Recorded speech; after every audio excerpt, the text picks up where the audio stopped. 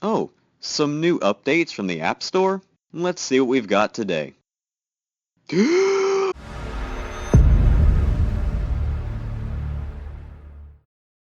Hello everyone, this is Saurian Target bringing you coverage of the long-awaited update to Carnivores Dinosaur Hunter. Now, I don't want to say that I called a September 2016 update, but, well, that was for Google Play users anyway, who have been able to enjoy the update for a little over a month now. But we lowly Apple users just got the update about a week ago, and I've been pouring through it to give you guys a thorough coverage of the newest and potentially biggest update to Carnivores Dinosaur Hunter. And that's pretty much what this video will entail, covering all of the new features in the update and giving my thoughts on them. And this will only be for the update on the Apple side. If there's anything different on the Google Play version, let me know.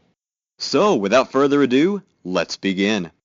So, the first thing you might notice is that the loading time has been decreased by a lot.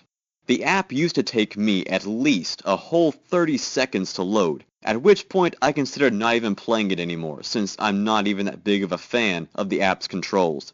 But now the app boots up in literally 5 seconds for me, which is phenomenal. Definitely a fix worth adding.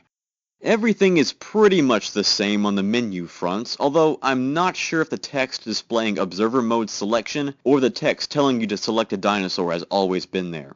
The next big update change immediately selectable from the main menu is the new trophy room design. Now, this new trophy room just might be my favorite part of the new update.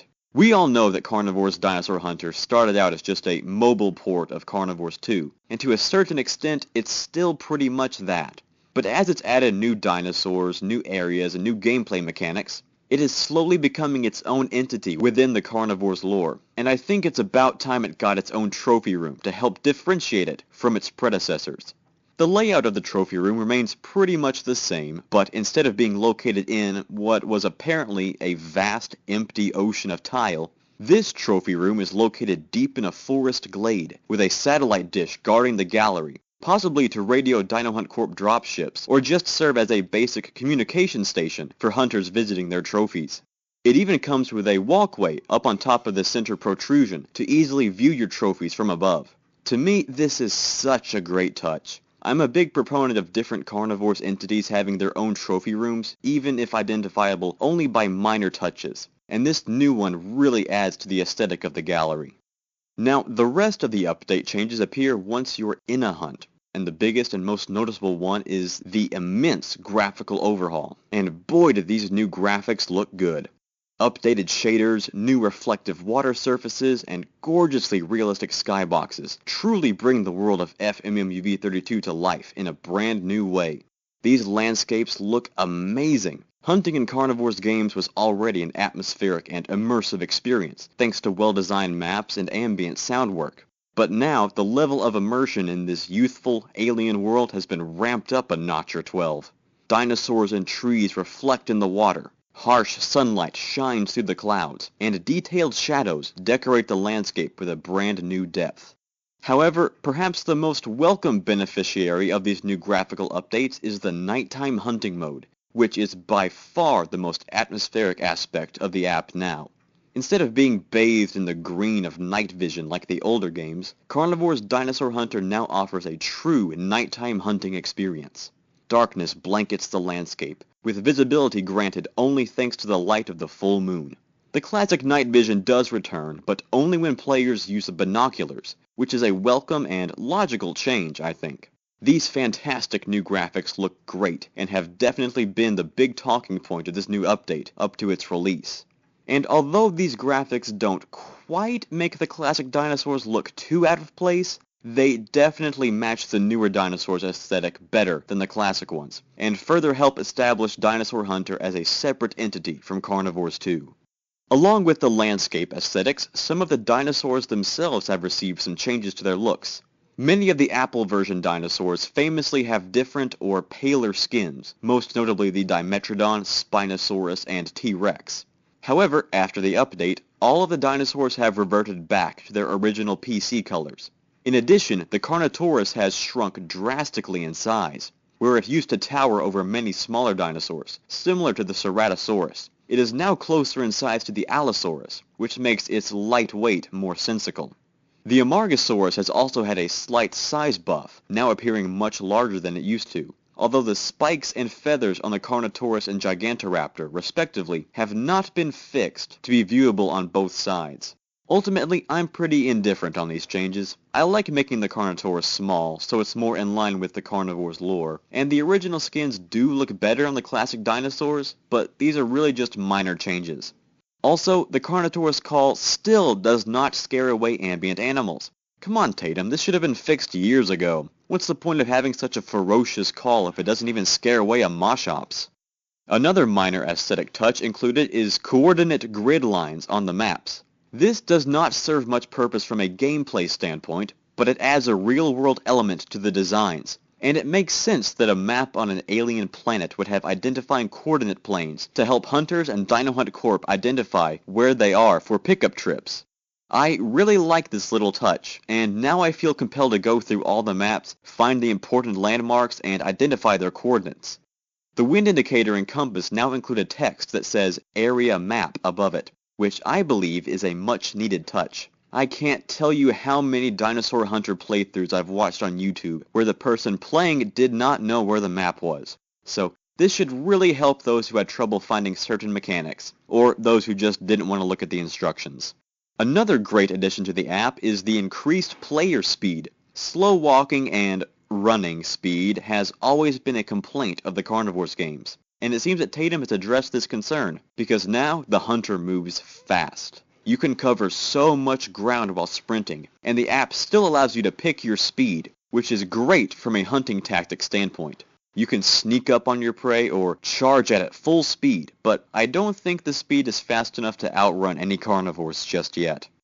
The biggest new addition, aside from the new graphics, is the inclusion of a brand new weapon to the Carnivores games, the revolver.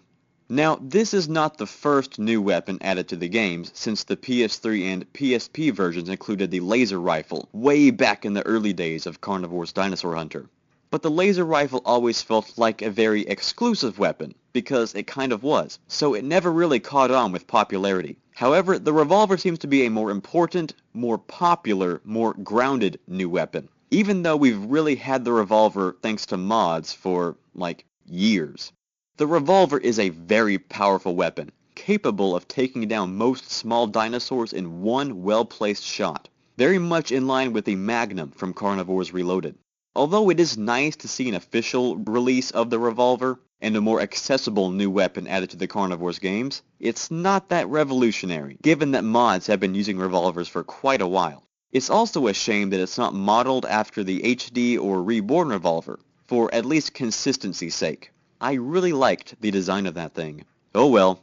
The reload animations have returned in some capacity. The revolver reloads after 5 shots, and the double-barreled shotgun now reloads after every 2 shots, like it did in the original Carnivores games, which makes sense, but really takes away the superpowered nature of the weapon, which I personally find a little unfortunate. The other weapons don't use the reload animations until they run completely out of ammo, and are refilled by a resupply drop, and only the pistol, rifle, and shotgun use them. But it is still very cool to see the original reload animations return, even if the double-barreled shotgun suffers because of it.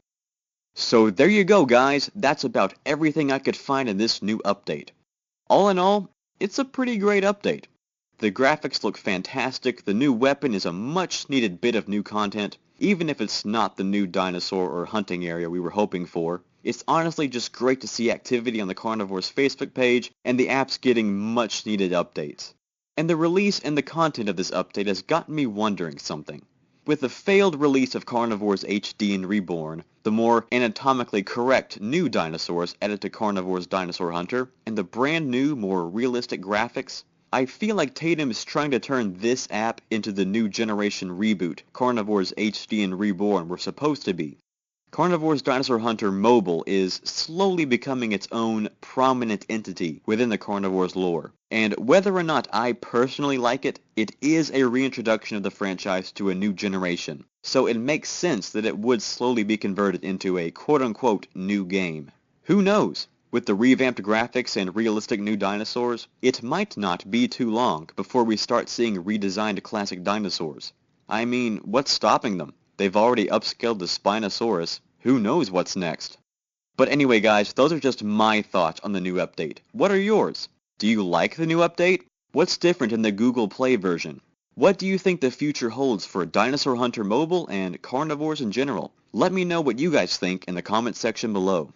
And guys, if you were not already aware, as a Halloween gift, I've unleashed the first release of my Carnivores Genesis mod for you guys to try out. Now, the mod isn't finished, but pretty much everything is in place, and it is very much playable, so if you'd like, go try it out and let me know what you think. I hope to have the mod completely finished by the end of 2016 or early 2017, so go let me know what you guys think of it. And of course, thanks as always for watching, guys. I know I can't put out videos quite as often as I'd like, but I always look forward to when I'm able to make a video for you. So as long as you guys keep watching, I'll keep making them.